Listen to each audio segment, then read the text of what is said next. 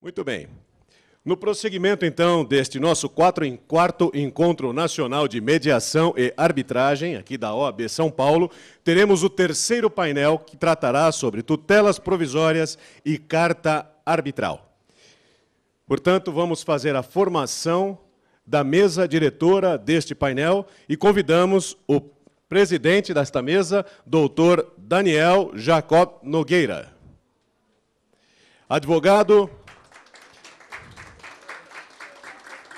Advogado sócio fundador da Jacob Nogueira Advogados, graduado em Direito pela Universidade do Amazonas em 1998, mestrado pela Universidade do Texas, em Austin, com foco em Direito de Propriedade Intelectual. Vice-presidente da Comissão Especial de Mediação, Conciliação e Arbitragem do Conselho Federal da OAB. Menção honrosa na sessão de 2013 da Academia Internacional de Direito Arbitral, em Paris. Um de 7 brasileiros com a titulação Fellow of Chartered Institute of Arbitration. Coordenador regional do Comitê Brasileiro de Arbitragem, membro do International Bar Association. Diretor jurídico da US Chamber of Commerce do Amazonas e conselheiro da seccional OAB do Amazonas, eleito para o triênio 2013-2016. Para compor a mesa com o doutor Daniel, convidamos também o doutor Ricardo de Carvalho Aprigliano.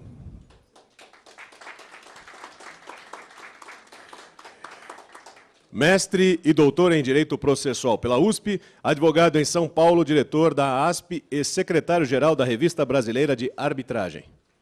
Também convidamos o doutor Eduardo Parente.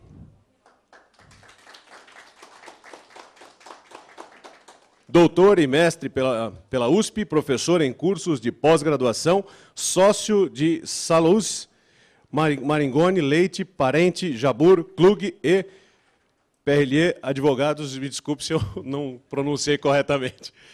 E imediatamente já passamos a palavra ao presidente desta mesa, doutor Daniel. Muito obrigado, boa tarde, senhoras e senhores. Nosso painel hoje vai discutir tutelas provisórias e carta arbitral. Antes de passar a palavra para os meus colegas palestrantes, eu tive a ingrata experiência, tentativa de tentar levar a um juízo estatal uma medida cautelar arbitral para ser cumprida antes do atual sistema e tentando fazer isso no meu longínquo estado do Amazonas. Vocês imaginam a frustração e a quantidade de frustração que isso não gerou de tentar fazer com que um juiz lá do Amazonas entendesse que aquela medida liminar deferida pelo árbitro deveria, por ele, ser cumprida. E hoje nós vamos falar sobre os avanços legislativos que, teoricamente, tornam isso um pouco mais fácil. E, combinado com esses avanços legislativos, temos também boa vontade, por exemplo, do Conselho Nacional de Justiça, com a meta 2 da Corregedoria do Conselho Nacional de Justiça, que quer implementar duas varas de arbitragem e mediação em cada um dos estados. Quando eu recebi uma grata... Vou contar um caso que é importante para o nosso painel. Recebi a grata informação da OAB do Amazonas que o Amazonas já tinha 2 varas de mediação e de arbitragem de acordo com a meta 2 do CNJ. Fiquei muito feliz com isso. Imaginei que no futuro seria mais fácil resolver nossos problemas cautelares. 2 dias depois, eu recebo uma ligação do gabinete da Corregedoria do tribunal dizendo: olha, o pessoal aqui na Corregedoria tem uma meta 2 do CNJ que a gente está vendo se vale a pena cumprir, se não vale. Você, por algum acaso, tem um levantamento de todos os processos sobre arbitragem no Amazonas? Eu disse: olha, a OAB recebeu ontem um ofício dizendo que já tem 2 varas no Amazonas que cuidam de mediação e de arbitragem. O corregedor achou isso pitoresco, pediu para me retornou mais tarde, aparentemente tinha as 2 varas foram nomeadas por portaria. Eu, por curiosidade, fui nas 2 varas. As 2 varas não sabiam que tinham sido nomeadas. A distribuição, conversei com as pessoas da distribuição, as pessoas da distribuição não têm a menor ideia do que vão fazer se aparecer uma carta arbitral por lá. Enfim, esse problema essa questão de efetividade de carta arbitral é muito mais importante para a advocacia paulista, por exemplo, do que ela é para a advocacia amazonense. Porque a advocacia amazonense não tem uma estrutura, uma prática, uma cultura arbitral forte. No entanto, no Amazonas, nós temos um polo industrial fortíssimo e os atores desse polo industrial participam muito de arbitragem e, de quando em quando, é necessário cumprir uma medida cautelar em relação a essas partes que têm sede formal no polo industrial de Manaus. E eu uso Manaus só como exemplo, porque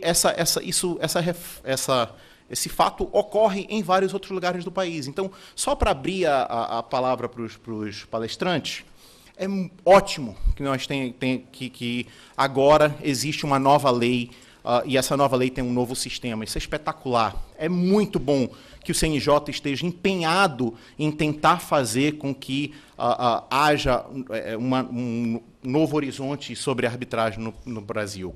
Mas se isso não se converter em prática, e se isso não se converter em cultura, vai acontecer de algum dia um colega ter uma carta arbitral na mão e bater com a barriga no balcão, lá na distribuição do Amazonas, ou na distribuição do Acre, ou na distribuição de outros estados, e sem a prática e a cultura que vem junto com esse fiat legislativo, isso se torna sem efeito. Então, nós, da comunidade arbitralista, temos uma grande oportunidade nesse momento rico que vivemos na nossa história, com o desenvolvimento da arbitragem, nova lei de arbitragem, de ajudar esses tribunais, inclusive, a desenvolver essa prática para que, quando apareça um colega lá com um problema real e verdadeiro, esse problema seja muito mais fácil de ser solucionado. Com essas breves anotações aí sobre a realidade do resto do país, eu abro a palavra ao Dr. Ricardo Aprigliano, que vai discutir conosco as questões de tutelas provisórias. Muito obrigado.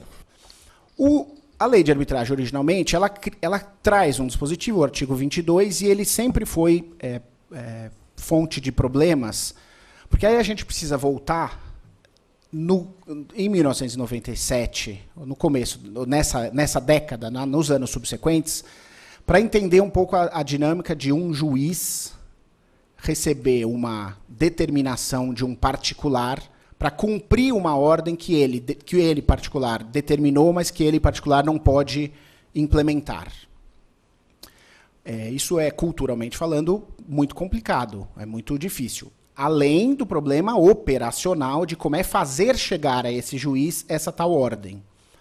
A gente, pulando nessa linha do tempo para agora, nós temos um cenário em que essas coisas já são mais aceitas e agora nós temos mecanismos na lei para contornar um pouco dessas dificuldades. Mas lá atrás as dificuldades eram muito maiores.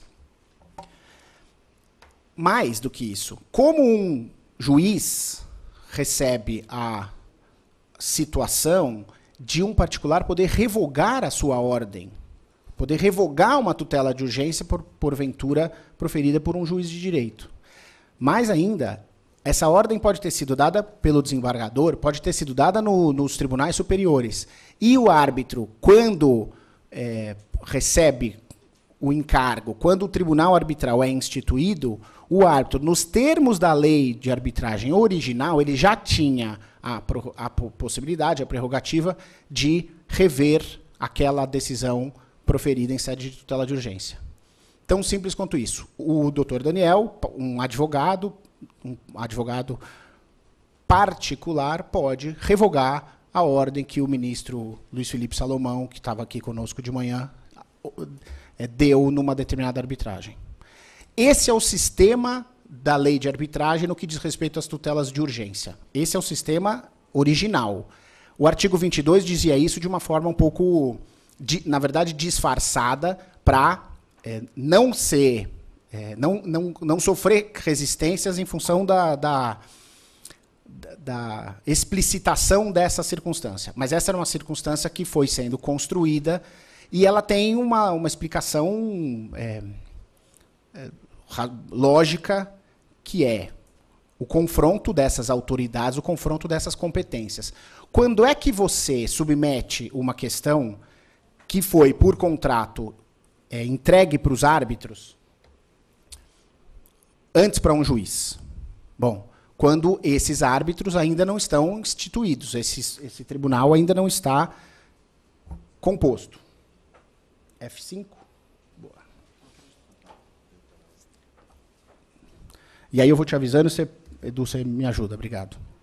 Muito bem. A situação é de urgência. Todo mundo que já viu uma arbitragem ser instituída sabe que isso demora meses. O que você faz nesse período? Você vai ao judiciário. É tão simples quanto isso. O Poder Judiciário nos termos de uma certa matéria que teve uma convenção de arbitragem estabelecida, ele é incompetente.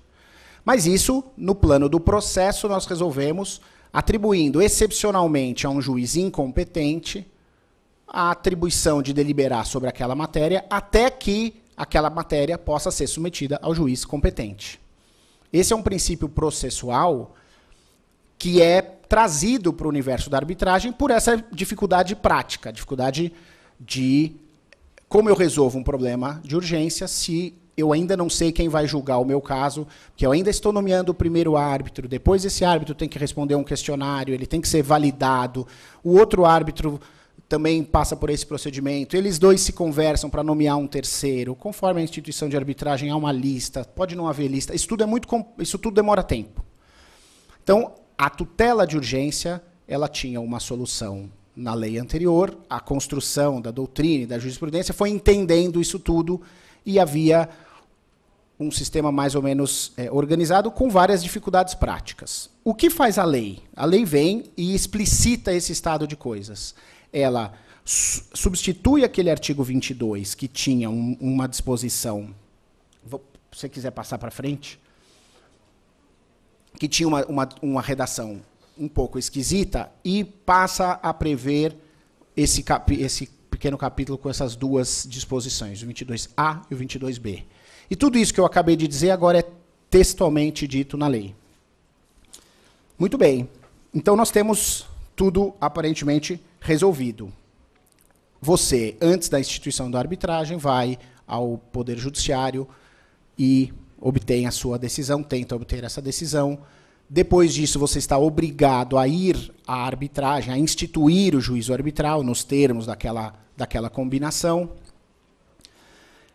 E depois disso, quando esse tribunal arbitral, esse árbitro único, estiver efetivamente nomeado, ele tem essa prerrogativa, essa possibilidade de manter, revogar ou modificar a medida, e a lei diz a medida cautelar. Muito bem. Tudo funcionando. Diz mais. A medida cautelar ou a medida de urgência pode ser requerida diretamente aos árbitros. Hoje, talvez a gente fale assim, bom, mas isso tem um certo caráter de obviedade. Mas, de novo, a gente precisa entender que a reforma da lei de arbitragem é uma evolução e ela pretendeu corrigir. Ela é muito inovadora em certos aspectos, ela olha bastante para o futuro, ela nos provoca e ela se projeta para o futuro em relação a alguns aspectos, mas em relação a esse aspecto aqui, ela faz um esclarecimento em relação às coisas como elas já estavam se dando. Muito bem. Vamos adiante, Edu, por favor. Mas aí tem aqui alguns probleminhas, por assim dizer, ainda anteriores. Depois da minha medida cautelar, e aqui ela está entre aspas, porque a própria lei de arbitragem se vale dessa nomenclatura. Depois dessa medida cautelar, ela é proposta, eu vou ao juiz arbitral, instauro o procedimento arbitral, e aí? Qual é o destino dessa medida cautelar? A gente pode pegar um exemplo comum, que, aliás, também, não deixa de ser comum também em tutela de urgência de arbitragem. A discussão contratual envolve um credor e um devedor, e o credor manda um título do devedor a protesto. Tão simples quanto isso. Vida real das ações judiciais e sempre. Essa liminar de sustação de protesto, qual é o destino dela? Se o árbitro revoga uma liminar dessa, como se dá em termos práticos a revogação? Porque existe um ofício do juiz lá no cartório de protesto, dizendo os efeitos desse protesto estão suspensos. Mas, se o árbitro confirma essa decisão, diz, olha, a tutela de urgência foi corretamente concedida, eu entendo que ela tem que ser preservada. O que acontece? Essa cautelar ela é remetida, os autos da cautelar são remetidos ao tribunal arbitral, eles ficam lá no fórum, o juiz tem que extinguir essa cautelar, ele manda para o arquivo. Tudo isso parece besta, mas especificamente na hipótese do juiz entender que a sua competência cessa e que ele pode extinguir aquela cautelar, aquela parte pode ter... Cai a sustação de protesto original e ela não tem meios, ainda não operacionalizou uma nova decisão desse particular, que compõe o tribunal arbitral, que vai lá no cartório de protesto e diz: os efeitos desse protesto estão suspensos por ordem minha agora. Eu estou confirmando, mas por uma questão de competência, e aqui por uma questão até cronológica, a minha ordem se sobrepõe à ordem judicial anterior. Então, esse é um problema já existente hoje na dinâmica da nossa tutela antecipada. Outro problema que existe é o prazo. A gente vai ver que o Código de Processo complica isso, mas hoje a gente tem, como a tutela de urgência é requerida por meio de uma medida cautelar inominada que é proposta antes, no sistema do Código de 73, como isso funciona? Depois da cautelar vem o quê? A principal. Qual é o prazo que o Código estabelece para a principal? 30 dias. Então, você, por principal, tem que entender que este processo principal é a arbitragem. E como eu disse aqui agora há pouco, que a arbitragem demora muito para ser efetivamente instaurada, a interpretação mais lógica que o que se exige daquele autor que foi primeiro ao fórum e agora vai instituir a arbitragem é que ele formule o requerimento de instauração da arbitragem. Então, nós temos aqui, grosso modo, duas alternativas. A arbitragem ela é institucional. Ela será processada e desenvolvida, administrada por um órgão de arbitragem. O requerimento protocolado nesta Câmara de Arbitragem é o que deve ser considerado suficiente para aquela liminar continuar valendo. Porque a gente tem que lembrar, nos termos do Código de Processo Civil de 73, o prazo de 30 dias para dar entrada na ação principal, sob pena de caducidade da medida cautelar que foi antes deferida. Então, para você não correr o risco da sua liminar cair por decurso de prazo, você precisa instaurar a arbitragem. Existe um probleminha dentro do probleminha, e isso é uma questão atual, possivelmente vai ser também objeto de conversas amanhã, quando se contemplam hoje as cláusulas escalonadas. Muito grosso modo, é uma cláusula que diga que, se houver litígio, as partes primeiro vão se submeter a um procedimento de mediação, ou as partes primeiro vão se submeter a um procedimento de negociação. E apenas se frustrada esse procedimento, que vai contemplar algum meio autocompositivo, aí sim as partes podem efetivamente começar a brigar, e se forem brigar, vão brigar por arbitragem. Como é que você compatibiliza esse procedimento, que é naturalmente longo, com o prazo que o Código de Processo Civil estabelece de propositura da ação principal em 30 dias? De novo, aqui não existe uma resposta da lei a esse respeito. O que existem são interpretações do que é razoável em relação a esses dispositivos legais. Às vezes o direito é razoável. E, nesse caso, a interpretação tem que conduzir a uma situação dessa. Como é impossível que você percorra os trâmites de uma cláusula escalonada em tão pouco tempo, de novo, a alternativa que parece mais razoável é exigir desse autor que dê início à primeira das providências da sua cláusula escalonada. Se ele tem que iniciar um procedimento de conciliação, se ele tem que chamar a parte contrária para uma reunião, promover uma sessão de mediação, o que for que ele tiver que fazer, essa é a providência que se deve exigir dele para considerar que ele tomou as providências necessárias. Então, aquela medida antecipada, aquela medida de natureza cautelar, fica valendo enquanto ele toma essas providências para instituir a sua arbitragem. Bom, aí nós temos, então, vamos falar do Código de Processo Civil. Porque esse modelo da lei de arbitragem, ele se revelou, assim, essa modificação resolve os problemas, tem uma coerência e tudo ia bem. Só que tem o Código de Processo Civil novo, que regula a a figura, vamos dizer, mãe, a inspiradora da tutela de urgência da lei de arbitragem. Porque que tutela de urgência você aplica? É a tutela de urgência que tem uma previsão geral na lei processual. Qual é o requisito para a concessão da tutela de urgência? Ele não está na lei de arbitragem, ele nunca esteve. É preciso ir ao sistema processual, ao Código de Processo Civil, e fazer com que esses sistemas se relacionem. Muito bem.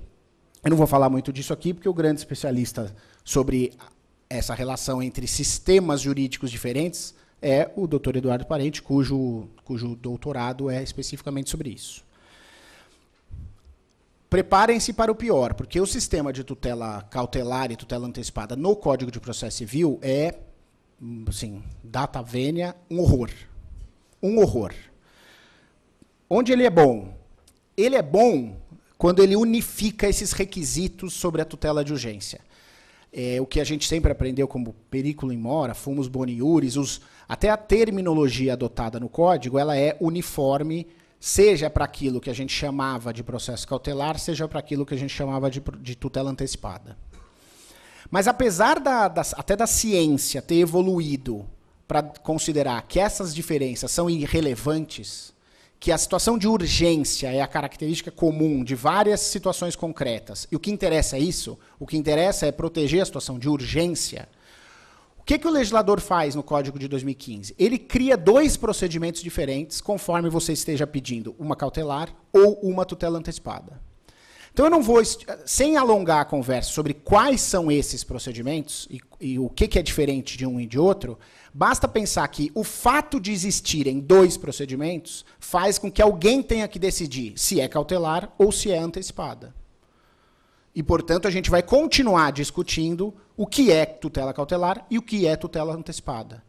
São discussões cerebrinas, são discussões que vão fazer a gente gastar muito dinheiro com livros, alguns de nós gastar muito tempo escrevendo a esse respeito, e o resultado prático é diminuir a quantidade de confusões que daí decorrem. Só que a gente também sabe que as interpretações da lei também servem como criadora de confusões. Portanto, preparem-se para o pior. Muito bem, vamos adiante. Agora, juntando uma coisa com a outra, e eu vou por assim dizer, correr um pouquinho mais, já misturando vamos dizer, a segunda com a terceira parte. Diz o Código de Processo Civil novo que se você precisa de uma medida de natureza cautelar, você formula um pedido antecedente de natureza cautelar, que hoje a gente chamaria de uma cautelar antecedente, uma cautelar inominada. Você formula esse pedido. Se você consegue eliminar, você tem 30 dias para completar este seu pedido cautelar com a dedução da, vamos usar a linguagem antiga, ação principal. Não são mais 2 processos. O processo cautelar desapareceu. Então você faz um pedido cautelar e depois você complementa com o seu pedido principal. É uma petição pequena, seguida de uma petição grande, junta as duas, isso é uma ação judicial no novo Código. Tá bom. Se é cautelar, você tem 30 dias para fazer isso. Aí agora eu vou dizer para vocês, e se é tutela antecipada, você tem 15 dias para fazer isso. Mas quem vai decidir se é tutela antecipada ou tutela cautelar? A jurisprudência, a doutrina, não. Tem que ser o autor. Para começar, tem que ser o autor que vai dizer: o que eu estou aqui propondo, na minha interpretação, é uma tutela antecipada. Então, eu me sujeito ao regime que está no Código, no artigo 303. E eu, ao fazer isso, vou me sujeitar a algumas nuances procedimentais. Por exemplo, eu me obrigo a fazer o aditamento desta minha ação em 15 dias. Muito bem. Agora, vamos falar de arbitragem. E vamos falar da tutela de urgência em relação a um contrato que preveja uma convenção de arbitragem. Você formula o pedido de urgência para o juiz de direito do fórum. E depois você instaura a arbitragem segundo os termos daquele contrato. Em quanto tempo? Em 15 dias ou em 30 dias? Ah, mas na arbitragem existe um modelo conhecido, a gente se vale da dinâmica, que em 30 dias você instaura a arbitragem. Sim. Só que se você se você mesmo pretende um certo pedido que tem uma natureza de antecipação daquele pedido principal, se você está discutindo uma única questão e você quer um pedaço dela, ou certos efeitos dela, antes, o seu pedido é de tutela antecipada. Então você classifique como tutela antecipada e você se submeta a qual regime? Ao regime da lei de arbitragem ou ao regime do Código de Processo Civil?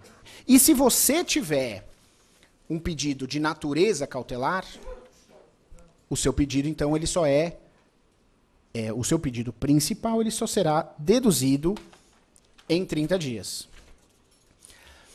Por que eu estou falando de confronto de sistemas? Porque o 22A, parágrafo único, especificamente fala em cessa a eficácia da medida cautelar ou de urgência se a parte interessada não requerer em 30 dias.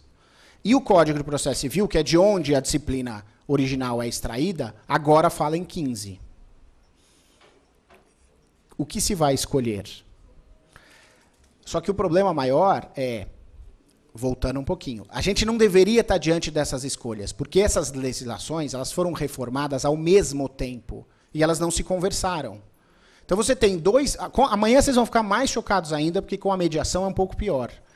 Tem dois regimes legais novos, dois marcos legais novos a respeito da tutela de urgência, da tutela provisória em matéria de arbitragem, e eles não se conversaram, de forma que nós temos aqui que criar uma interpretação. Nós estamos num evento de advogados. Eu não sei se eu vou ficar tranquilo em invocar o artigo da lei de arbitragem, porque qual é o problema? O problema é o juiz de direito que pode interpretar que a medida principal não foi tomada em tempo hábil e cassar a sua liminar, retirar os efeitos daquela decisão de urgência que você obteve. Então, nessa perspectiva, a gente tem um probleminha aqui, que é um dos vários probleminhas que esse regime duplo traz. O outro problema é a tutela da evidência. A tutela da evidência está prevista no Código de Processo Civil.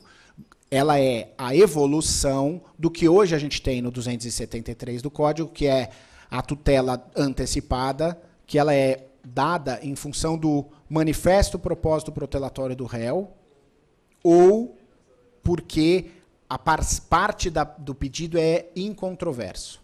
Ou seja, você tem, ou porque tem abuso de defesa, ou porque a coisa não foi nem resistida, você tem uma modalidade de tutela de urgência que você faz o quê? O juiz entrega para o autor aquela tutela, mas ele não precisa fazer uma investigação sobre urgência. Não existe perículo in mora, existe um devedor recalcitrante que está abusando da defesa. Então o legislador, lá em 95, fez o quê? Eu vou inverter. Eu vou entregar para o credor e vou fazer o tempo correr contra o devedor. O Código de 2015 aprimora isso. Ele cria mais hipóteses de tutela da evidência. Portanto, é um tipo de tutela antecipada em que você tem fumus boniuris, mas você não precisa ter perículo in mora. Ok? Cabe isso na arbitragem? De novo, vamos voltar a dois aspectos que eu comentei aqui, e aí eu sei que a gente, em função... E aí eu encerro. A palestra é logo depois do almoço. Se eu ficar falando coisa muito calminha, aí todo mundo dorme. Então, eu preciso deixar vocês realmente preocupados. Vamos lá. A tutela de urgência dada pelo Poder Judiciário é uma solução que o sistema precisa fornecer para que um juiz incompetente decida sobre a matéria enquanto o juiz competente não está estabelecido. Essa é a premissa básica. Ok. E isso se justifica numa situação normal, por quê? Porque alguém não pode esperar a instituição de um juiz competente, de um julgador competente, que é o árbitro. Na tutela da evidência, não existe urgência. O fundamento de alguém obter a tutela de urgência é exclusivamente baseado no fumus boniuris. Porque o direito dele está protegido por precedentes, porque existe abuso do direito de defesa, por outras modalidades. Então, a primeira pergunta é se cabe tutela da evidência no âmbito do processo, no âmbito da arbitragem.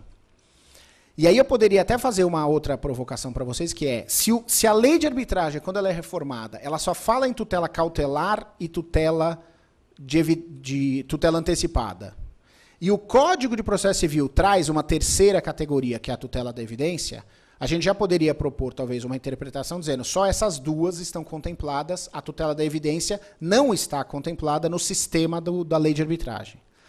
Mas esse é um argumento que me parece menos relevante, porque, como eu disse, os sistemas se comunicam. O sistema processual, ele é, sim, as regras gerais a respeito da tutela de urgência, de evidência, da tutela provisória, ela é, sim, trazida do CPC para o âmbito da arbitragem. Mas, então, o problema não é esse. O problema é, eu posso fazer um julgador que não é competente proferir uma decisão atribuindo a alguém direitos com um grau de efetividade que possam ser usufruídos desde logo, sem que haja uma situação de urgência? Ou, neste caso específico, a parte vai até a arbitragem, espera instaurar e então obtém a tutela da evidência diretamente perante a autoridade competente, que é o árbitro. Essa é outra, assim, não é só por causa da digestão de vocês que eu não vou dar uma resposta exata. Mas, efetivamente, essas são questões que são postas a partir do confronto desses dois mecanismos. Não é tão nítido que seja a solução melhor, seja dar a possibilidade da tutela da evidência pré-arbitral ou negá-la, porque vão existir fundamentos de parte a parte para sustentar uma coisa e outra. Eu, muito particularmente, tendo a achar que a tutela da evidência, para dizer o mínimo, ela tem que ser muito excepcionalmente cogitada no âmbito da arbitragem, por conta dessa confusão, dessa distinção entre as competências do juiz togado e do árbitro, mas essa é uma das outras várias questões que estão postas aqui. Eu depois, para cumprir essa questão de deixar vocês realmente preocupados, eu vou disponibilizar esses slides, que tem várias perguntas mesmo. O objetivo era mesmo fazer essas provocações, e com isso, agradecendo a paciência de vocês, eu encerro e permaneço à disposição. Obrigado. Eu vou passar logo a palavra ao doutor Eduardo Parente para falar sobre carta arbitral. Olha, eu posso dizer com muita tranquilidade para os senhores que, inclusive aqui, na nossa casa, é o lugar de falar isso, né? Eu sou advogado de contencioso há mais de 20 anos. E não sou advogado só de arbitragem. A arbitragem é uma parte da nossa atuação.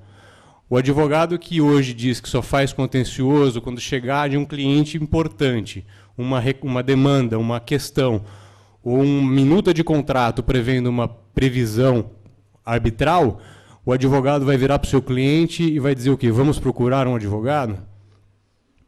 Ele tem que ter conceitos básicos, sim, né? Ele não precisa ser um especialista na matéria, mas ele tem que ter conceitos básicos, sim. Em especial, conceitos que vêm da própria lei e da lei que está sendo alterada agora. A lei de arbitragem, a lei, e eu digo a lei quando a lei in natura, não a alteração dela agora, a lei como ela mesma ela é uma das mais avançadas do mundo. Na nossa lei de arbitragem brasileira, ela é reflexo de um modelo internacional de lei de arbitragem extremamente moderno, comparado, inclusive, à lei da Espanha, em termos de modernidade, porque ela fala muito em poucas palavras, como só ia acontecer ao bom legislador. Ela não é uma lei extremamente detalhada, não é uma lei que conceitua, é uma lei que traz premissas gerais e, portanto, ela deixa à prática da arbitragem a complementação de uma série de demandas que a arbitragem faz. Então, a lei de arbitragem sempre foi, desde o início, muito boa. Precisava de algumas adaptações? Precisavam. E as adaptações vieram num bom momento, transformaram a lei melhor ainda. Exemplo dela, inclusive, a própria questão da prescrição, né? Agora, com relação a essa comunicação entre o processo judicial e o processo arbitral, a lei traz alguns complicadores, no meu ponto de vista, né? Um deles é a própria dificuldade dessa comunicação entre juiz e árbitro, né? O porquê que lá atrás, no artigo 22, ele falava tão pouco ou seja, ele era acanhado para dizer o que ele queria, por conta do contexto político naquele momento. A lei precisa ser aprovada no Congresso, né? Era uma outra realidade política no país. Não era possível demonstrar a que ponto que poderia ir o poder de um árbitro, porque existia um temor do juiz togado não aceitar uma competição de competência, digamos assim, né? Então o legislador foi sábio em dizer com poucas palavras e deixar a prática arbitral e confiar na prática judicial a solidificação de alguns conceitos que fossem necessários para integrar aquela norma. O que você quer dizer com isso, parente? Eu quero dizer o seguinte: o judiciário fez um papel louvável, um papel histórico, eu diria, de consagrar determinados conceitos, determinadas balizas em termos de jurisprudência estatal, e quando eu falo isso, eu me dirijo especificamente, pena que o ministro não está mais aqui, mas a atuação do Superior Tribunal de Justiça, magistral em construir determinados conceitos e limites entre o que pode o árbitro e o que pode o juiz, né? Conceitos que foram construídos pela jurisprudência do Superior Tribunal de Justiça, né? Então, depois de tanto tempo, a gente poderia então avançar. E avançamos como? Avançamos trazendo uma sofisticação em termos de instrumentos para que a gente talvez obtenha uma melhoria ainda nessa atuação do árbitro e atuação do juiz. Atuações que são conflitantes, que são concorrentes, não. Atuações que são compartilhadas, ou que são complementares, ou que devem ser cooperativas. No discurso isso é muito bonito, parece até romântico, mas na prática os problemas aparecem inevitavelmente. Até hoje os problemas foram poucos, justamente por isso que eu falei para os senhores. A jurisprudência estatal, e aí o mérito é dos juízes togados, construiu conceitos muito sólidos para demonstrar que existir uma cláusula de arbitragem, existir uma atividade arbitral, não implica em reduzir, não implica em prejudicar, não implica em retirar do juiz togado poder, atuação, jurisdição. Muito pelo contrário.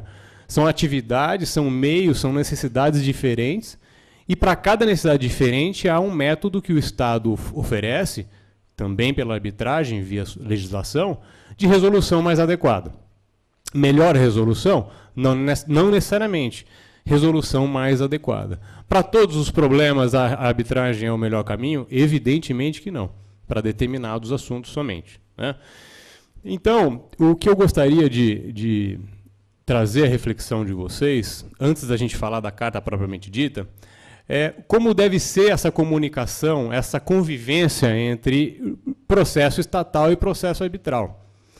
Nós, advogados, não podemos nos colocar numa posição de indiferença com relação a isso, porque seremos cobrados não só pelos nossos clientes e, portanto, pelo nosso mercado, a nossa atuação, mas seremos também cobrados do seu ponto de vista de responsabilidade.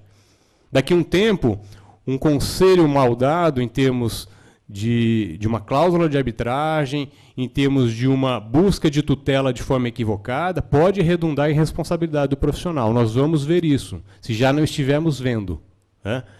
Aliás, o novo Código de Processo Civil é pródigo em trazer mais responsabilidades para o advogado. Está certo que, por um outro lado, aumentou também, de certa forma, a questão dos honorários, talvez por efeito de compensação. Mas o fato é que o advogado vai ser cada vez mais convocado, cada vez mais trazido para esse tipo de questão. O que eu gostaria de colocar com relação à carta arbitral, e a carta arbitral ela acaba sendo apenas um apêndice dentro desse tema muito mais amplo que o Ricardo apresentou aqui, que é o regime das tutelas antes chamadas de urgência, que hoje se chamam tutelas provisórias, enfim, esse regime dessas necessidades de decisões antecipadas. A carta arbitral ela entra como um instrumento de efetivação. É um instrumento... E aí ela vem, sim, com méritos de ordem prática do legislador, e aí precisamos reconhecer isso. A criação da Carta Arbitral teve o mérito de contribuir, sob o ponto de vista objetivo e pragmático, para a prática do processo arbitral e estatal, em especial o arbitral, né? Mas só depois da maturação dessas divisões e dessa forma de trabalhar em conjunto entre arbitragem e judiciário. Mas falar disso pressupõe o quê? Pressupõe, pessoal, reconhecemos que existe, sim, um mecanismo próprio de resolução de controvérsias que tem pontos em comum com o processo judicial. Tem pontos em comum, mas ele é independente do ponto de vista de princípio, do ponto de vista de instituto. Para ele ser considerado assim, e aí eu falo do processo arbitral, a gente pode dizer, então ele é um sistema próprio. Bom, ele tem seus instrumentos internos, seus mecanismos próprios, ele tem. Então, ele tem um aparato de funcionamento muito próprio e bastante diferente do processo judicial. Por exemplo, as partes podem escolher qual o direito sobre o qual o árbitro vai ter que julgar, né? Que é ponto talvez mais diferente do que existe no processo judicial, do que esse. A eleição plena, inclusive, do próprio direito pelas partes, né? O formato de funcionamento do método arbitral é um formato bastante diferente, embora tenha grandes estruturas como no processo judicial. Fase de alegações, fase de comprovações, probatória, fase de decisão. Mas quando você coloca a lupa no procedimento, você identifica uma série de nuances, uma série de diferenciações, né, de peculiaridades. Esse é um aspecto do Instituto para a gente identificar a arbitragem como um método à parte, ou um sistema, né? O outro, que é justamente o ponto para a nossa conversa, sabemos que quando você identifica um sistema jurídico, você não quer dizer que esse sistema jurídico ele seja um ser absolutamente sem comunicação. Praticamente um monge tibetano que fica recolhido numa gruta e não se comunica com ninguém. Não é nada disso. Para você identificar um método como um sistema, e aí, muito a grosso modo falando, ele não só tem que ter os seus mecanismos próprios, mas ele tem que ser, e é obrigatório isso, ele tem que ser capaz de se comunicar com os outros mecanismos, com os outros sistemas. E aí é justamente nesse ponto que o processo arbitral acaba se revelando como um sistema quando ele se comunica com o processo ou com o processo estatal como um todo. Seja sob o ponto de vista de normas e princípios, aí eu estou dizendo de princípios, não regras processuais, seja quando ele se relaciona com o processo judicial propriamente dito, a prática do processo judicial. O processo arbitral, ele sempre vai ter essa comunicação. Sempre. Poxa, parente, mas isso não é algo que vai ficar, então, restrito à questão das tutelas provisórias? De maneira alguma. De maneira alguma. No meio de uma arbitragem, é talvez necessário que você faça uma condução coercitiva de testemunha. Como é que você vai fazer isso sem a cooperação do judiciário? Pode ser que você tenha que obter um documento que está em posse de terceiro. Como é que você vai fazer isso sem a cooperação do judiciário? Se você precisar do juiz estatal para preencher uma cláusula arbitral, na hipótese do artigo 7º da lei de arbitragem, como é que você faz isso sem o judiciário? Ou seja, essa comunicação entre os sistemas, entre a arbitragem e o processo estatal, é algo inerente, necessário e vai continuar a despeito de alterações, embora com essas alterações a questão tenha ganhado uma complexidade maior, né? A propósito, inclusive, das próprias perguntas que o Ricardo fez, né? Perguntas que são realmente palpitantes. Até onde vai essa possibilidade, né? Talvez, Ricardo, naquela questão lá em quanto tempo, para efeitos práticos, o advogado seja obrigado, para efeito de simplesmente pragmático, ele tenha que buscar a arbitragem em 15 dias. Porque ele, embora roture de tutela antecipada, nada mais é do que uma cautelar e vice-versa, né? Quem vai dar o rótulo da natureza jurídica vai acabar sendo o juiz e não o advogado. Enfim, né? Bom, mas passando aqui para a carta arbitral, o novo CPC que entra em vigor o ano que vem, ele traz lá o artigo 237 que diz o seguinte: será expedida a carta, e aí o inciso 4º, arbitral, para que o órgão do Poder Judiciário pratique ou determine o cumprimento, na área da sua competência territorial, de ato objeto de pedido de cooperação judiciária formulado por juiz arbitral, inclusive os que importem efetivação de tutela provisória. E aí fazendo aqui justamente, trazendo o conceito de tutela provisória que o Ricardo já disse. E aí na nova lei de arbitragem, já em vigor, traz o artigo 22C que diz o seguinte: o árbitro ou tribunal arbitral poderá expedir carta arbitral para que o órgão jurisdicional nacional pratique ou determine o cumprimento, na sua área de competência territorial, de ato solicitado pelo árbitro. Parágrafo único. No cumprimento da carta arbitral, será observado o segredo de justiça, desde que comprovada a confidencialidade estipulada na arbitragem. A redação de ambos os dispositivos traz justamente a motivação de auxiliar nessa comunicação que eu falei para vocês antes, né? Em especial, com relação ao artigo 22C, ele inclusive é mais detalhado do que o 237, né? Mostra, na verdade, uma necessidade de ordem prática de comunicação ou de cotrabalho entre o árbitro e o juiz togado, né? A questão é, como vai ser efetivada essa carta arbitral, né? Como ela vai ser? Ela vai ser protocolada, vai ser distribuída, vai ser direcionada a juízes que tenham competência já em razão da matéria pré-definida, como vemos agora os juízes aqui de São Paulo da Vara de Falência e Recuperação, que são, por resolução aqui do tribunal, os competentes para decidir questões de arbitragem, são eles também que vão decidir a carta arbitral? Tudo indica que sim, por motivos óbvios, né? Porém, existem questões de ordem prática que estão aí circulando na questão da carta arbitral.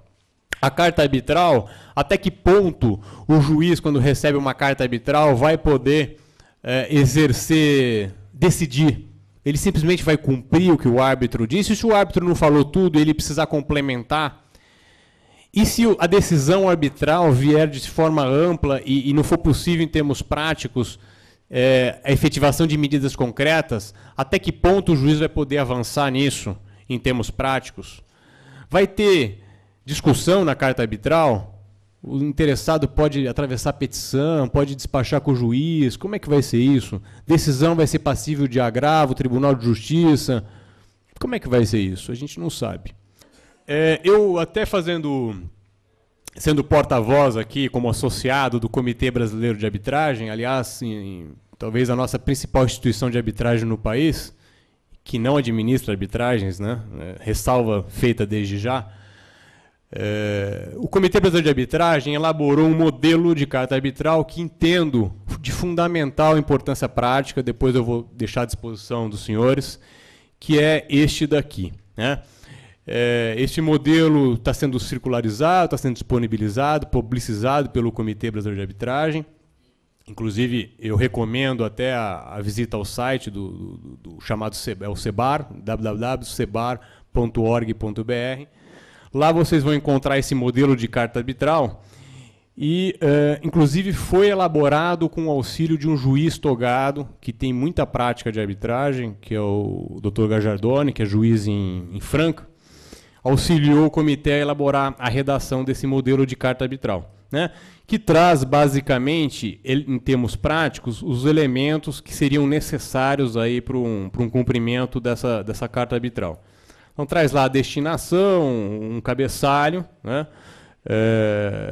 Tem um formato de ofício, traz a finalidade que precisa ser preenchida, obviamente, advertências de estilo, traz os procuradores, né?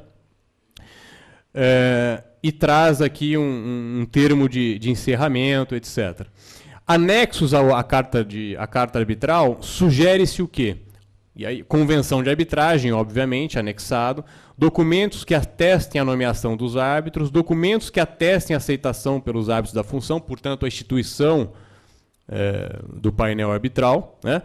E documentos que atestem a questão da confidencialidade, porque os senhores viram na disposição legal, e, aliás, era um dos buracos que existiam antes, muitas vezes o advogado, na verdade, buscava incidentes judiciais para expor a confidencialidade da outra parte, como mera tática de guerra.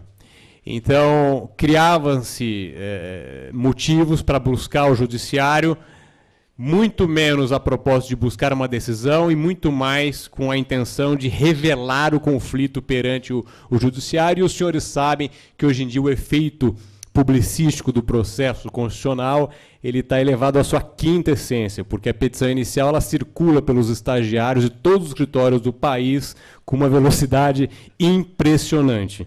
Então, qualquer litígio arbitral confidencial revelado no judiciário via petição inicial, ele passa a ser revelado de forma virtual e todos passam a ter acesso ao processo como um todo, o que é um verdadeiro perigo. Temos visto isso em execuções de sentença arbitral, temos visto isso em cautelares propositadas, justamente para criar esse efeito de exposição, né? Ciente desse perigo, o legislador trouxe muito bem, de forma muito equilibrada, a transfusão da confidencialidade, se houver, na arbitragem, porque a confidencialidade não é uma característica inata da arbitragem, ela é optativa, os senhores sabem disso. Se houver essa característica da confidencialidade demonstrada, o processo, já transformei a carta arbitral num processo, mas é o que parece que vai ser.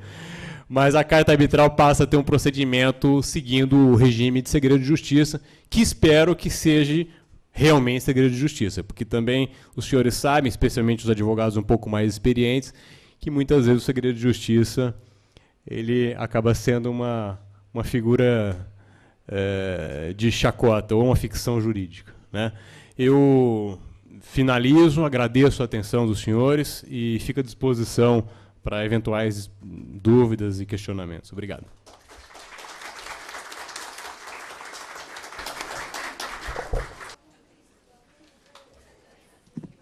Nós agradecemos imensamente ao doutor Daniel, ao doutor Ricardo, ao doutor Eduardo pela apresentação deste terceiro painel e informamos a todos os colegas que dentro de pouquíssimos minutos já daremos início à composição da mesa que irá dirigir o quarto painel desta tarde.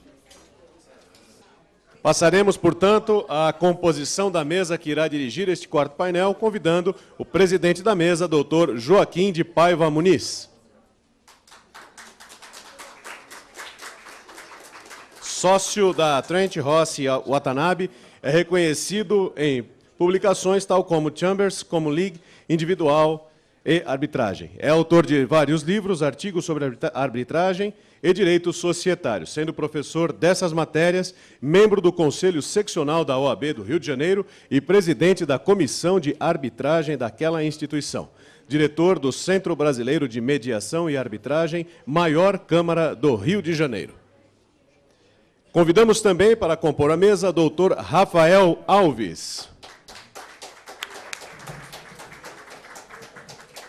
Advogado da equipe de arbitragem da L.O. Batista, diretor do Comitê Brasileiro de Arbitragem, professor de arbitragem do Programa de Pós-Graduação da FGV de Direito, bacharel pela Universidade de São Paulo, onde também obteve mestrado em Direito Processual. Possui o LLM pela New York University, membro da Comissão de Mediação do Centro de Arbitragem e Mediação da CCBC. Convidamos também a doutora Nádia de Araújo. Advogada, doutora em Direito Internacional pela USP, mestre em Direito Comparado pela George Washington University, bacharel em Direito pela UERJ, professora de Direito Internacional da PUC-Rio, autora de diversos livros e artigos especializados. ex-procuradora de Justiça do Ministério Público do Rio de Janeiro, árbitra da Corte Permanente de Arbitragem. Em Haia, Holanda, como membro do Grupo Nacional do Brasil. Professora associada de Direito Internacional da Pontifícia Universidade Católica do Rio de Janeiro, nos cursos de graduação e pós-graduação. Convidamos também o doutor Cláudio Filkenstein.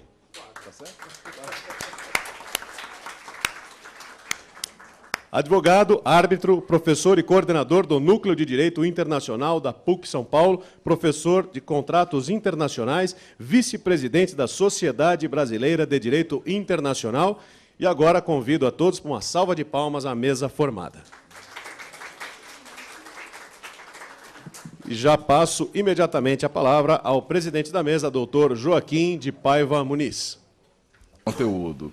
Eu queria, já que está falando de sentença estrangeira, estamos falando de direito internacional privado e de arbitragens internacionais. Então, eu queria introduzir aqui com 5 falácias sobre arbitragens internacionais, já que não tem tempo aqui de chegar para vocês e dar um curso inteiro de direito internacional privado nem de arbitragem internacional. 5 ideias que o advogado tem sobre arbitragem internacional, que são ideias incorretas. A primeira falácia que você tem sobre a arbitragem internacional é que a arbitragem internacional vai ser sempre situada em centros fora do Brasil, como Paris, Zurique, Genebra.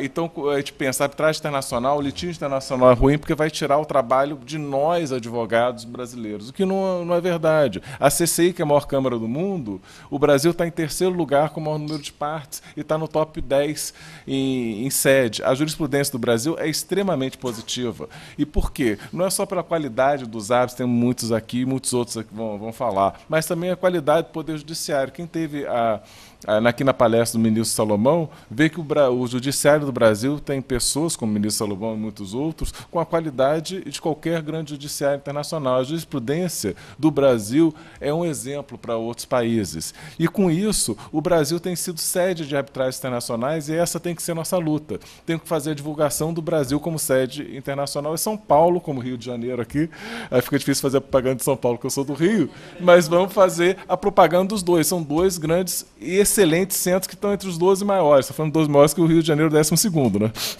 já é base daí. Mas são tão bons quanto outros centros internacionais. Nossa lei é das mais modernas do mundo, a jurisprudência é extremamente positiva e temos que lutar para trazer as arbitragens internacionais para o Brasil. E aí, segunda falácia, porque muitas vezes colocam como sede Londres, Miami e Nova York. Eu acabo, como advogado, trabalho muito em direito internacional, fazendo arbitragem nesses lugares. E digo, é melhor para a parte brasileira, é muito melhor fazer arbitragem no Brasil ou em país de civil law do que fazer em países de common law como Estados Unidos ou Inglaterra. Por questão de discovery, que o processo deles de pedido de documento, que é muito delicado para a parte brasileira que não está acostumado, pelo tipo de procedimento deles, que tem muitos incidentes, isso pode ficar caro, e a própria jurisprudência em certos países, em certos estados dos Estados Unidos, você tem o Manifest Regard of Law, quer dizer, certas decisões arbitrais são anuladas porque supostamente violam a lei.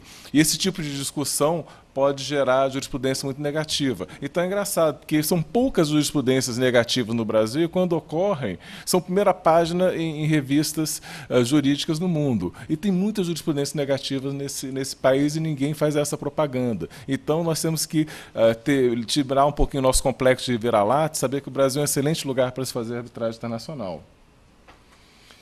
Terceira falácia, que é sempre melhor para a parte estrangeira prever arbitragem no exterior. Não é verdade, porque a gente vai ver aqui nessa introdução, tem uma série de elementos que faz você escolher a sede de arbitragem quando está no litígio internacional. E talvez o principal deles é o local em que vai se executar a sentença, porque toda a discussão aqui vai ser uma discussão sobre homologação de sentença estrangeira.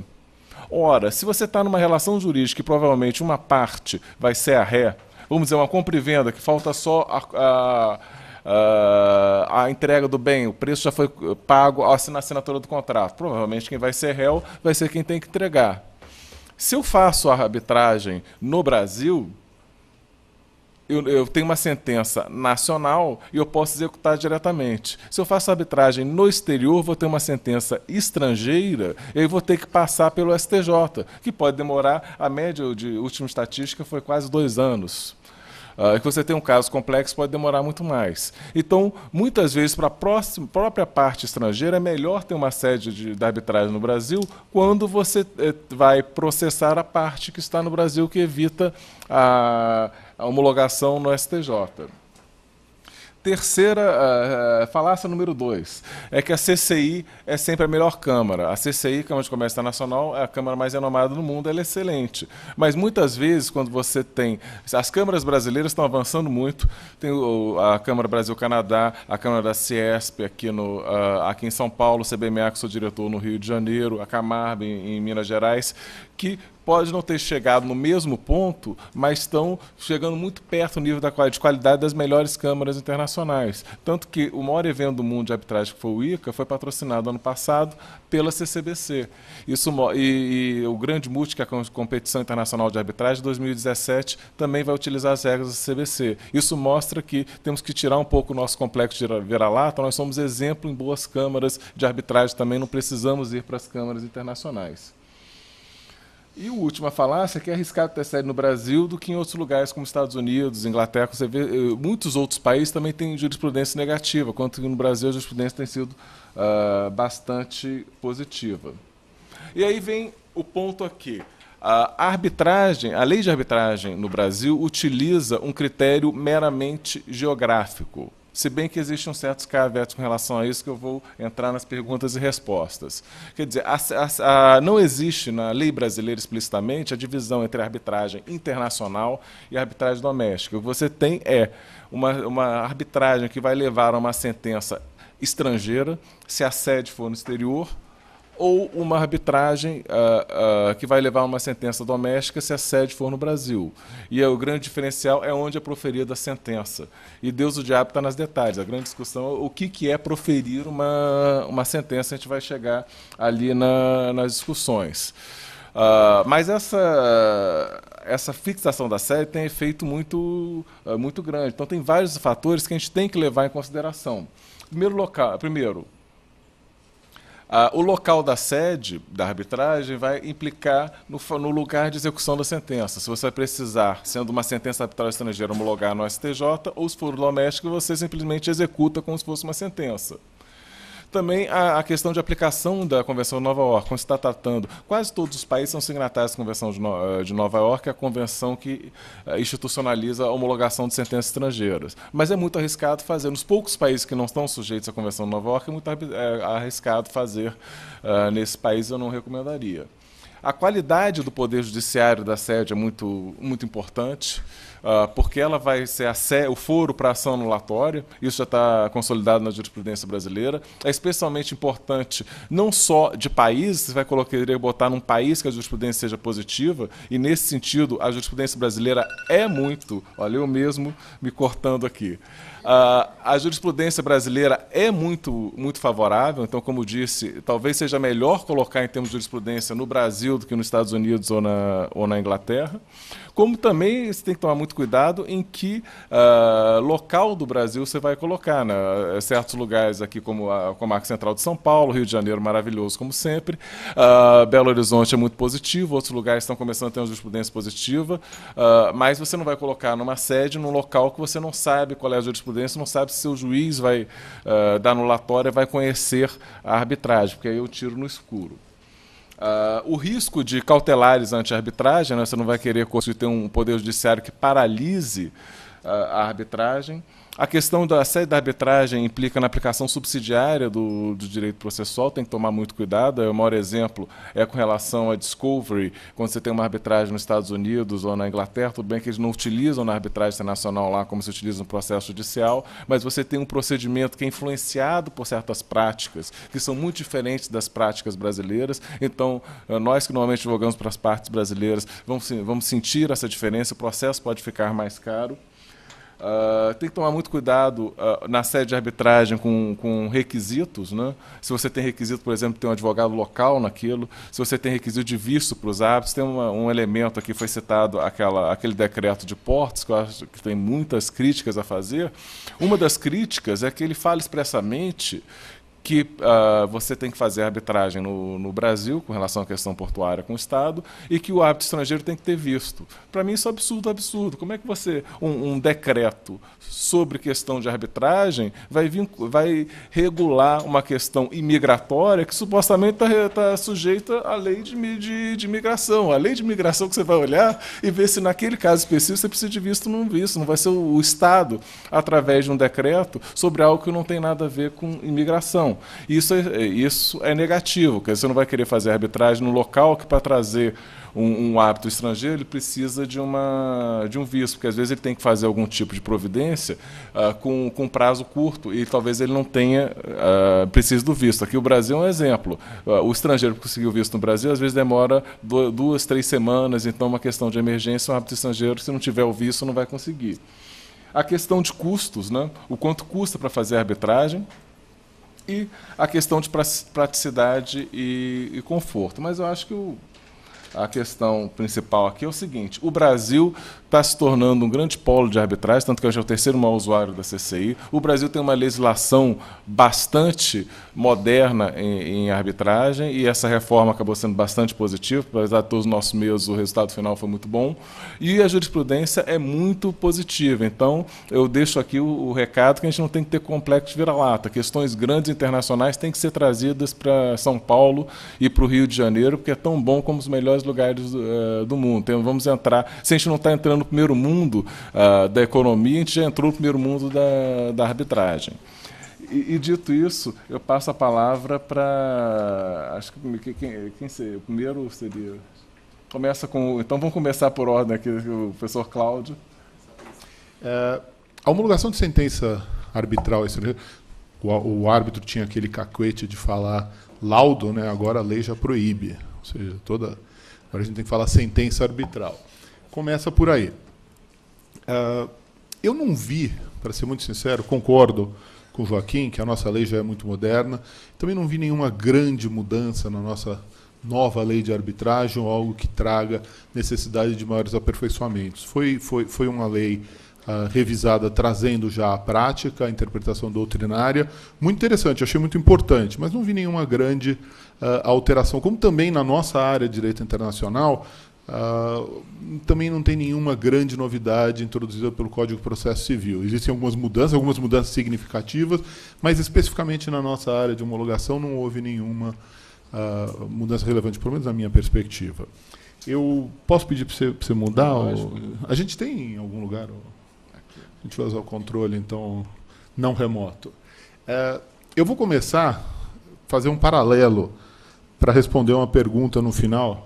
Bem que o Joaquim já matou esse suspense, já falou que a gente deve ir para arbitragem aqui, mas tentar entender o porquê da arbitragem aqui. Em 2013, foi conduzido pelo CEBAR, junto com o Instituto Ipsos, uma pesquisa tentando entender as causas e as razões do sucesso da arbitragem no Brasil. E foi colocado alguns pontos que eu acho que vale a pena a gente analisar. Quais são as principais vantagens de ser arbitragem e, efetivamente, ter um laudo arbitral para trazer a homologação em território brasileiro. O principal é o tempo, ou seja, leva-se em consideração o quê? O tempo de um processo judicial no Brasil. Nós estamos falando, no entanto, de questões internacionais. E a dúvida que fica, e eu gosto de discutir, é por que a arbitragem, se a questão premente é tempo? Por que eu não vou para Londres? Vou discutir a minha questão no judiciário em Londres, que a média da resolução de um processo judicial em Londres é 10 meses. A nossa média no Brasil é 15 meses para arbitragem. Eu, particularmente, participei com um árbitro único, eu participei de uma arbitragem que resolveu em 15 meses. Normalmente, do momento que você inicia uma arbitragem, ou seja, notifica a intenção, a minha média tem sido 2 anos. 1 ano e meio, 2 anos, qualquer coisa entre 18 e 22 meses. Ainda muito melhor do que um processo judicial no Brasil. Isso É indiscutível. Mas se a questão, 73% disse é o tempo, por que então que você não vai para Londres e discute lá em Londres, no judiciário? Isso tentar resolver no final. A segunda é o caráter técnico. Ou seja, a partir do momento que eu escolhi um árbitro, e ali a gente vai ver que um dos últimos é a condição de poder escolher o árbitro, não participar de um sorteio, numa distribuição automática, eu sei que aquela pessoa é especializada naquela questão. O que, pela especialidade das câmaras em Londres, também nos dá razoavelmente essa segurança. Então, talvez seja uma falácia. Flexibilidade, não. Londres, flexibilidade não passa por perto. Mas a confidencialidade, uma vez que for determinado pelo juiz em Londres, e por Londres pode-se ler Paris, pode-se ler Nova York. Eu já participei como expert de um processo judicial em Nova York, cuja audiência demorou 3 dias. Foi marcado 3 dias de audiência. Então a gente fala, o Brasil é muito assoberbado, a gente raramente vê uma audiência de mais de 1h30, 2 horas. Não, em Nova York eu participei como expert num processo judicial com audiência de 3 dias. Então, grande parte do que a gente atribui como condição favorável à arbitragem, a gente consegue naquelas... mas nós somos... O Brasil é um país emergente, se bem que eu acho que é submergente atualmente, mas irrelevante isso. O ponto... E também as desvantagens, muitos veem o custo, Londres é mais caro. Deixa eu deixar claro, Londres, Paris, Nova York é bem mais caro do que aqui. Dificuldade para a integração de terceiro, é muito difícil você trazer uma arbitragem terceiros que não são parte. Talvez agora, com esses institutos processuais, dependendo de como vai ser interpretado pelos nossos tribunais, vai facilitar um pouco. Tentar, também o tempo não permite grandes digressões, explicar o porquê que eu acho que é interessante. Primeiro, porque o juiz em Londres ele é um funcionário público, ele pode não ter jurisdição. Por mais que você queira discutir aquela questão numa jurisdição daquela natureza, com um caso específico, de novo, Londres, um juiz, por exemplo, Singapura, que é uma das grandes jurisdições para arbitragem hoje em dia. O juiz em Singapura, ele não precisa ser natural de Singapura. Salário, concursado, pode ser qualquer nacionalidade, salário, $1 milhão ano. Dá para acreditar que uma pessoa dessa não vai ter qualidade para julgar a sua causa? Por outro lado, ele pode não ser competente, ele pode não ter jurisdição para ouvir o seu caso. O que muitas vezes acontece quando o caso não tem nenhuma conexão fática com aquela jurisdição, e é algo que o árbitro sempre terá. Posso pedir para mudar o slide? Segundo ponto, e aí vem para justificar o que nós estamos dizendo. Não existe um tribunal internacional estatal de jurisdição universal. Se a questão é de investimento estrangeiro, sim, nós temos um tribunal em Washington. Se as partes são estados, nós temos alguns tribunais na Organização Mundial do Comércio, nós temos tribunais supranacionais de blocos de integração, mas eles não têm jurisdição para tratar de questões relativas a particulares, que seríamos nós. Mais um motivo para buscarmos um tribunal arbitral e que possamos trazer aquela decisão para o conhecimento dos nossos tribunais. Mais um. Posso pedir para mudar de novo?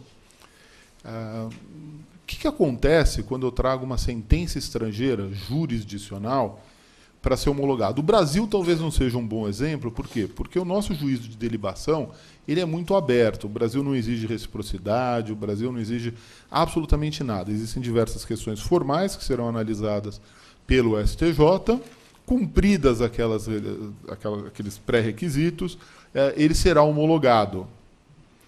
Mas essa não é a regra mundo afora. Veja, aquela vantagem que eu tenho na arbitragem é o que o Joaquim mencionou ali. Existem 172 países hoje signatários da Convenção de Nova York. Isso cria um sistema jurídico de cooperação que absolutamente inexiste em termos de cooperação jurídica internacional para homologação de sentença estrangeira. Então, por exemplo, revisão do último ali. Se você mandar para a França, é difícil acreditar, e pelo menos na minha prática não aconteceu ainda, que uma sentença brasileira seja reconhecida em território francês sem um procedimento anterior. Estados Unidos e Canadá, eles têm o que eles chamam de Full Faith and Credit Principle.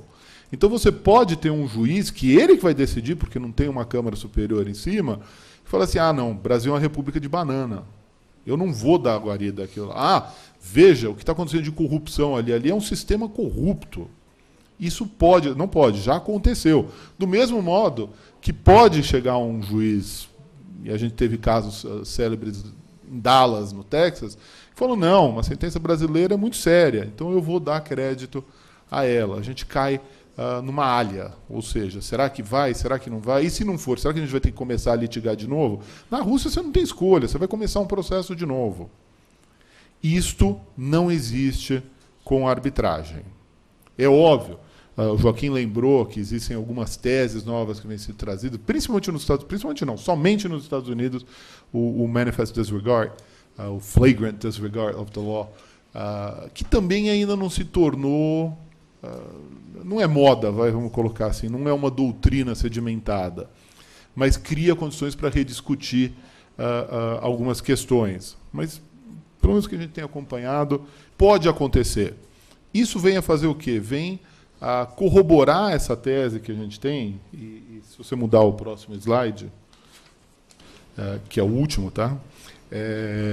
Vocês vão ver as condições, os critérios que são estabelecidos pela Convenção de Nova York para dar validade. É complicado em arbitragem? É óbvio que é complicado. A vida do árbitro numa arbitragem internacional é extremamente complicada. Por quê? Porque não somente tem que se levar em consideração termos, princípios de sistema jurídico daqueles dos países em que as partes estão envolvidas, a sede da arbitragem é importantíssima, está aqui a Adriana que não vai me deixar mentir, como também de qualquer país que você possa eventualmente querer homologar aquilo. Então, se eu quiser, eu brasileiro, arbitrando com um argentino, no Uruguai, o direito do contrato é alemão, mas eu quero homologar aquela sentença na Holanda, eu preciso me preocupar não só com esses direitos, como também com o direito holandês. Por quê? Para que eu não emita, eu, árbitro, não emita um laudo que não será efetivo. São problemas? São. Mas a nossa prática tem mostrado que a maior parte desses problemas conseguem ser solucionadas no nosso dia a dia. Então, respondendo à pergunta, sim, me parece muito mais conveniente, além de ser um foro natural. Veja, se eu sou brasileiro de São Paulo discutindo com a Nádia, que é do Rio de Janeiro, nós temos um juiz natural, a gente tem toda uma estrutura de apelação. Isso não... Por quê? Porque somos ambos brasileiros. Isso na esfera internacional ainda não existe. Era isso que eu tinha a dizer.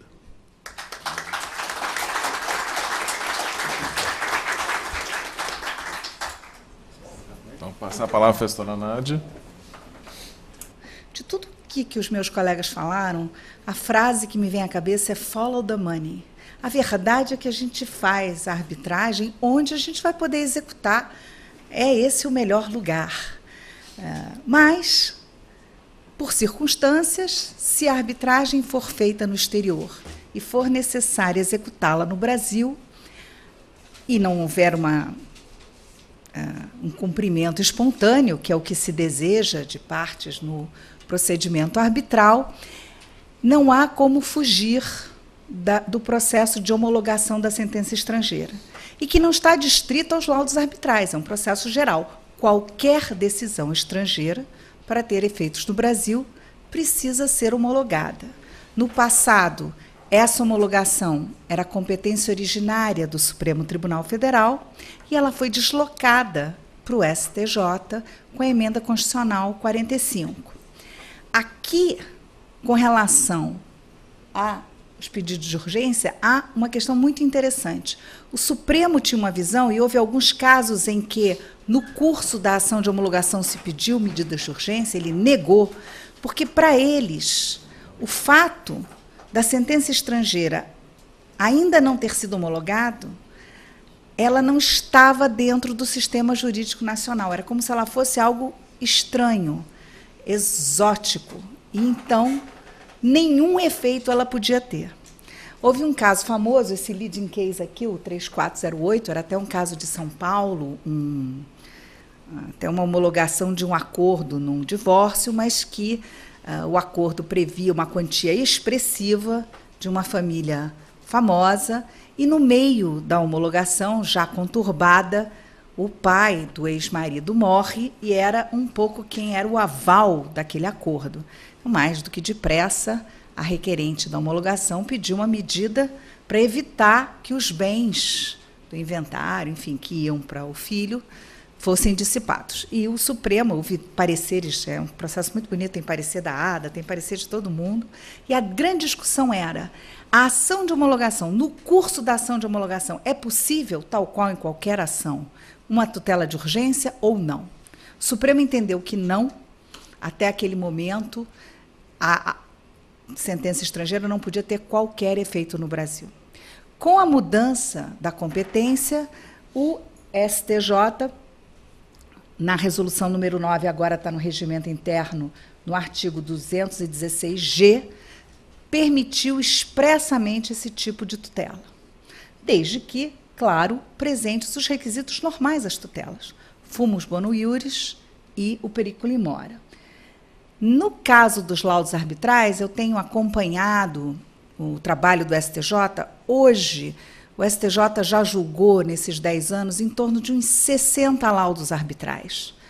Logo no começo, eles tiveram uma certa curva de aprendizado com a situação da homologação, e houve bastante discussão, homologa, não homologa, ordem pública, e alguns indeferimentos lá pelo 800, que vão ficar todos com o Rafael aqui, que vai comentar sobre a ordem pública. Mas a verdade é que, nos últimos 8 anos, os últimos casos, todos eles foram homologados. Então, parece que o STJ está bastante à vontade com o processo de homologação de laudos arbitrais estrangeiros. Já na questão dos pedidos de urgência, das tutelas de urgência no curso da ação de homologação, isso já é mais conturbado. É interessante que, embora não seja esse o desejo, embora o processo de delibação seja um processo único, você faz o pedido no STJ, não tem que fazer nada. Faz o pedido, o outro contesta, vai para o MP, tem que julgar. E, no entanto, levam 4, 5 anos. 5 anos era um prazo normal, agora eu acho que está um pouco melhor. A pauta da Corte Especial é muito difícil.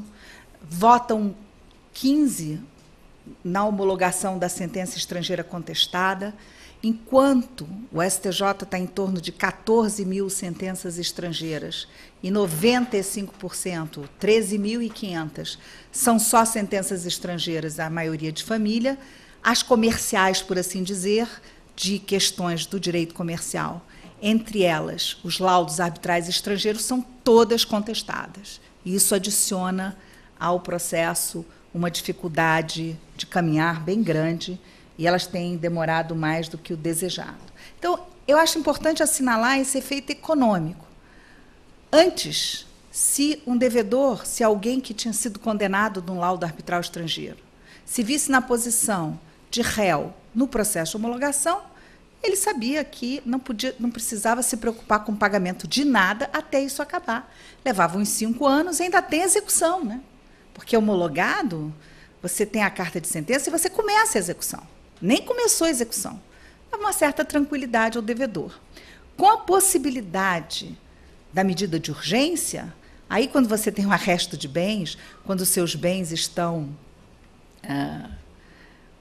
presos, por assim dizer, impedindo que você gerencie os seus bens à espera do resultado da homologação, você já não tem tanto interesse de atrasar esse processo e, em tese, a medida pode até ser deferida sem o conhecimento de uma das partes, o que não aconteceu, mas pode. Aqui, só para apontar a questão no novo CPC, eu acho muito bom que o novo Código de Processo Civil tenha, afinal, trazido para a legislação esse ponto.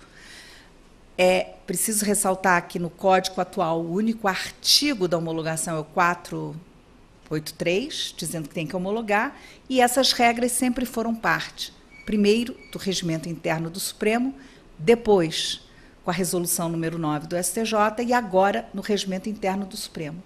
do STJ. Mas é uma insegurança muito grande, eles mudam quando eles querem. Por exemplo, ninguém entendeu por que, eu pelo menos, o STJ agora, ao incluir a resolução no regimento, acrescentou na ordem pública a dignidade da pessoa humana. Também vou deixar isso para o Rafael. Estou perplexa. Não sei onde eles tiraram isso, mas colocaram. Evidente que, tendo na lei federal, no Código de Processo Civil, a norma a respeito, nós não corremos mais esse risco de que, por exemplo, a medida cautelar desapareça. Podia desaparecer. E aqui eu queria falar dos casos em que ela foi deferida. Eu tenho 2 casos em que ela foi deferida. Esse caso da New Edge, que realmente eles obtiveram uma medida provisória e alcançou os bens, não só da pessoa jurídica, como a desconsideração da pessoa jurídica para atingir uma série de outros bens de um dos sócios da sociedade.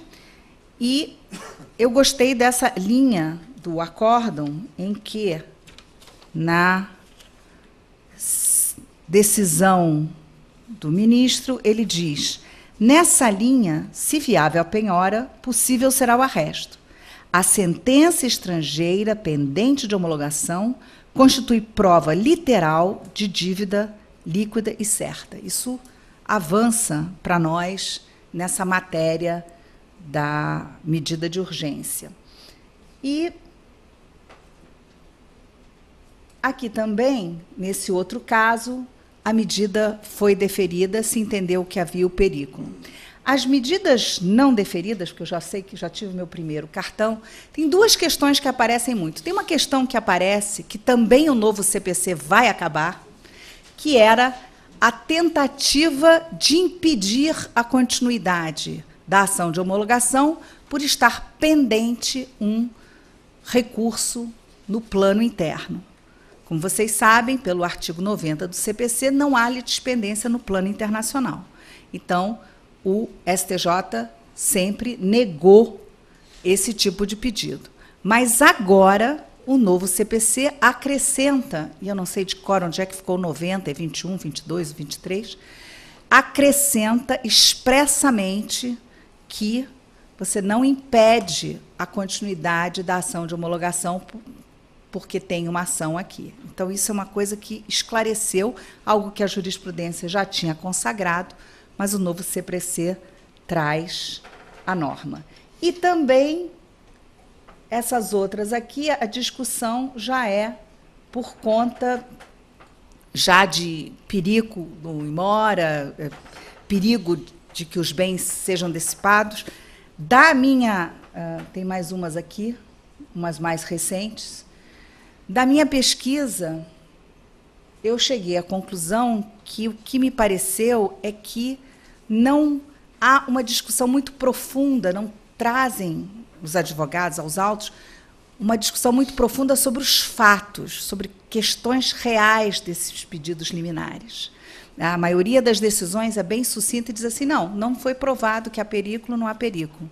Eu não sei também, não vi os processos, mas as 2 que foram deferidas, a gente sente que houve um trabalho bastante intenso de convencimento e questões concretas. Mostram os bens, mostram o que está vendendo ou não, mostram o que está acontecendo. E nas demais não há esse paralelo. Então, me parece isso. E o STJ tem sido muito rigoroso na concessão de medidas de tutela de urgência nos pedidos de homologação, em torno de 100, 100 e poucos casos em que ela foi requerida, a maioria indeferida, eles indeferem em torno de 90%, mesmo nas ações de família, as questões ligadas a alimentos provisórios ainda têm um pouco mais de simpatia, mas, em geral, elas são indeferidas. Então, eu acho que nós estamos diante dessa novidade do CPC, de trazer para a legislação, isso eu acho positivo, consolida essa situação, uma ideia que não podia estar de fora, não faz sentido, se a homologação é uma ação, a ela não ser permitido aquelas medidas clássicas de qualquer ação perante o Poder Judiciário. Então, eram essas as minhas considerações. Muito obrigada.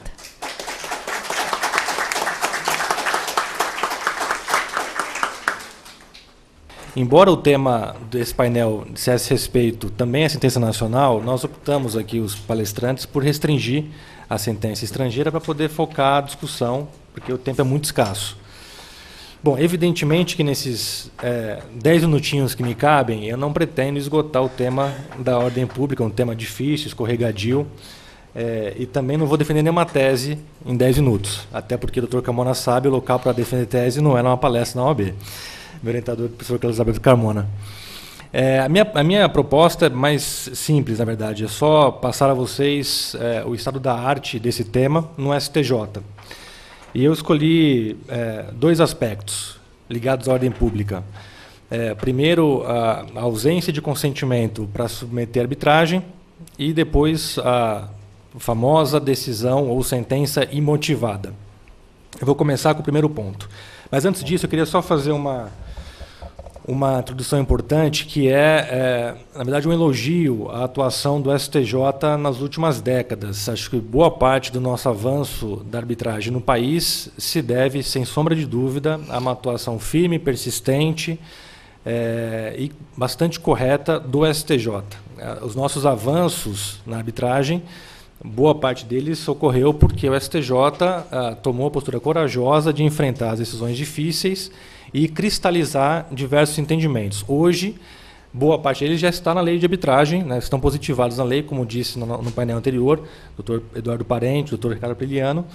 Alguns desses entendimentos já estão na lei, mas eles foram construídos nas últimas décadas graças ao STJ. E uma das fontes de construção de jurisprudência positiva da arbitragem foram as sentenças estrangeiras, as famosas SECs, quando são contestadas, né? Como disse a Nádia, no começo, quando essa competência foi transferida ao STJ com a emenda de 2004, existiam alguns temas difíceis que precisavam ser resolvidos, né? E pouco a pouco eles foram enfrentados. Um desses temas é justamente o próprio uso da arbitragem, né? Em 2004 ainda era um momento de nascimento da arbitragem, não estava na sua infância no Brasil, e o STJ até é curioso que ele até chegou a dizer, nos primeiros acórdãos, que o próprio uso da arbitragem não feria a ordem pública, que era uma coisa para todos nós, né, evidente, tanto que tinha uma lei que permitia arbitragem no país. Mas ele chegou a dizer, você usar a arbitragem não fere a ordem pública, né? O passo seguinte foi discutir, e esse é o meu primeiro ponto, o consentimento a submeter a arbitragem. É muito curioso que as primeiras sentenças arbitrais estrangeiras cujo reconhecimento foi denegado, essa denegação se deu porque não havia nos autos prova inequívoca de que houve consentimento para submeter a arbitragem. Eram questões ligadas especialmente à compra e venda de commodities, trigo, algodão, e esses contratos são feitos, às vezes, muito rapidamente, é uma ordem de compra, às vezes por telefone, e muitas vezes não está documentada a escolha da arbitragem. E em 3 ou 4 casos, esses que a Nádia mencionou, que foram denegados, foram todos lá no início. E a causa da denegação foi essa, não existia consentimento expresso, inequívoco, documentado nos autos para submeter a arbitragem. Então, eu faço menção aqui a alguns desses casos, que são o caso Oleaginosa, que é a SEC 866, o caso Plexus, que é a SEC 967, e o caso Indutec, que é a SEC 978. Em todos esses casos, entendeu a STJ que não haveria a possibilidade de homologar a sentença por ausência de consentimento para submeter a arbitragem. O que eu achei curioso nesses casos é que ele utilizou como fundamento a violação à ordem pública, quando, na verdade, existe uma hipótese específica de denegação da homologação por vício ou falta de consentimento para submeter a arbitragem. Mas preferiu o STJ dizer que era ordem pública. Então, isso não ajuda, não favorece a nossa tentativa de entender o que é ordem pública, né? Então, hoje, pelo STJ, a falta de consentimento para submeter a arbitragem é matéria de ordem pública. E, portanto, deixou de homologar essas sentenças. Como bem disse a Nádia, acho que dos mais de 60 casos, são 4 ou 5 que foram denegados, e a maior parte deles por falta de consentimento para submeter a arbitragem. Bom, agora o meu segundo ponto, já que o meu tempo é bastante escasso, a parte positiva, né? Um tema bastante difícil, que é o da decisão imotivada, tem sido tratado pelo STJ de uma forma bastante positiva. O STF, quando era competente para homologar sentenças estrangeiras, ele tinha posição bastante dividida nesse assunto. Então, sentenças estrangeiras, no caso judiciais também, imotivadas, tinha no STF um tratamento bastante casuístico. Em alguns casos ele homologava, em outros casos era denegada a homologação sob argumento de violação à ordem pública. Bom, ninguém contesta que a motivação das decisões judiciais é matéria de ordem pública brasileira, até porque está na Constituição. É uma questão que poucos debatem, poucos discutem isso. Evidentemente, a motivação da decisão judicial é matéria de ordem pública, o nosso direito. Isso não quer dizer que nós não podemos homologar uma sentença judicial ou arbitral, pouco importa, que seja imotivada. E aqui tem um ponto bastante importante, conceitual, que é a distinção entre a ordem pública interna, doméstica, e a ordem pública internacional. Embora a nossa lei de arbitragem faça referência à ordem pública nacional, ou seja, eu posso denegar uma sentença arbitral estrangeira de reconhecimento, quando ela viola a ordem pública nacional, embora tenha essa expressão nacional na lei, é preciso interpretá-la da forma correta. Eu gosto aqui da expressão que utiliza o André Abud, que tem uma tese sobre esse tema, quando ele diz, bom, é a ordem pública nacional para efeitos internacionais. O que quer dizer isso? E acho que a sentença imotivada é talvez o melhor exemplo para explicar essa questão conceitual. Embora seja uma questão de ordem pública interna, doméstica, que as decisões judiciais sejam motivadas, isso não impede que nós possamos atribuir efeito a decisões imotivadas em que, pela lei de regência dessa decisão, ela é aceita. E o STJ teve a oportunidade de, em alguns casos recentes, eu até vou citar o mesmo caso que a Nádia citou, do ano passado, que é o caso New Edge, que é a sentença estrangeira contestada 5692, dentre outros. O que ele entendeu? Olha, pela lei de regência, é uma sentença arbitral que estava com a motivação, digamos, sucinta, né? E entendeu o Superior Tribunal de Justiça. Pela lei de regência, se admite que a sentença seja sucintamente motivada. Então, por que nós temos que impor a nossa concepção de motivação a uma sentença estrangeira, sendo que, no juízo de delibação de uma sentença estrangeira, eu posso deferir a essa lei de regência que ela discipline o assunto? Então, eu faço aqui um elogio, na verdade, a essa posição da STJ de, pouco a pouco, construir um caminho que é um caminho mais positivo em relação ao entendimento anterior do STF, que era muito dividido, né? Não se sabia anteriormente se você conseguia ou não homologar uma sentença imotivada no país. Hoje já existem precedentes mais claros que dizem, não há nenhum problema de você homologar uma sentença que seja imotivada ou sucintamente motivada, desde que a lei de regência, nesse caso foi a lei de Nova York, permita esse tipo de sentença. Então, é uma distinção que faz a STJ em relação ao que nós entendemos como ordem pública doméstica e ordem pública para fins das relações internacionais. Eu acho que ela vem muito bem-vinda essa decisão. Eu acho que ela cristaliza o que disse o Joaquim no começo do painel, que é passar a mensagem para investidores, para empresas internacionais, de que o país, de que o Brasil, é um foro seguro para se praticar arbitragem. Acho que essa mensagem é muito importante, até para que as arbitragens possam ser feitas aqui dentro, nas sedes brasileiras. Bom, eram esses dois pontos que eu queria falar com vocês. A Nádia me provocou em relação ao novo regimento da STJ, que fala em dignidade da pessoa humana. Eu não vou me alongar sobre isso, mas eu vou só passar um pouco o que eu acho a esse respeito. Eu acho que, na verdade, não é desnecessário colocar essa expressão. Eu acho que a ordem pública já contempla, até porque a Constituição também já fala em dignidade da pessoa humana. Eu acho que incluí-la expressamente no regimento pode trazer mais dificuldades que soluções. Acho que vai ter muita discussão sobre o que é exatamente. É mais um conceito vago, mais um conceito indeterminado, que enfim, é difícil de dizer precisamente o que ele se trata. E acho que vai surgir muita discussão a esse respeito no futuro. Acho que não é favorável. E, de novo, acho que choveu no molhado. Bom, essa é a minha contribuição para o debate de hoje e fico à disposição para as questões, eventualmente, que vocês tenham.